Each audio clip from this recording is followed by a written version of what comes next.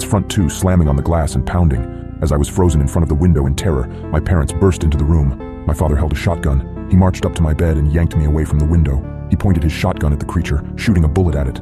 The thing scrambled away, leaving the window almost completely shattered. "Damn it, son, it was a simple task. Just don't look out the window. How hard is that?" my dad shouted at me. I wasn't processing his words. I was sitting on the floor, arms and legs splayed everywhere in utter shock.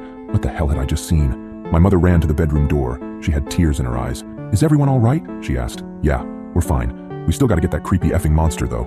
"Nathan, get up. We got some work to do," my dad said. I got up as soon as I could. My dad thrust the shotgun into my arms and marched downstairs. He opened the basement door and descended, coming back with a machete and some kind of spray bottle. He sprayed the liquid onto the machete before walking to the front door and wait. "Dad, what are you doing?" I asked, confused. I was just traumatized, and now my dad is waiting at the door, machete in hand like he was about to kill someone.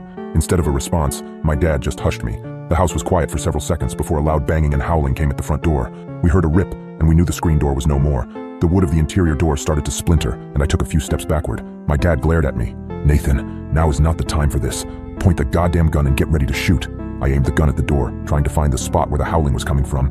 The door was strong, but it wasn't indestructible. The creature burst through the door, and I pulled the trigger in a moment of terrified panic. My dad knelt down and brought his machete down on the abomination's head. The howling ceased, and my mom rushed forward with a tarp to cover the spot where the door was destroyed. "Honey, are you okay?" my mom asked for the second time that night. She came up to me and kissed my cheeks, as if to make sure I was still there. She went over to my dad and did the same. "We're okay, both of you, get in the basement. I gotta clean this up." I asked, "Basement? Why the basement?" Everything was going by at the speed of light, and I couldn't help but question everything that was happening at the moment. "Let's just get in the basement. Your father needs to clean up," my mom said, grabbing my arm and pulling me to the basement. We sat on the couch down there for what seemed like hours before my dad came in and put the machete up. He sat on the chair in front of us with an exhausted sigh. The three of us sat in silence for a few minutes. In that time span, my brain was able to come up with a coherent sentence. "Dad, what was that thing?" He just looked up at me, eyes dark, and said, "Where do you think that howling came from?"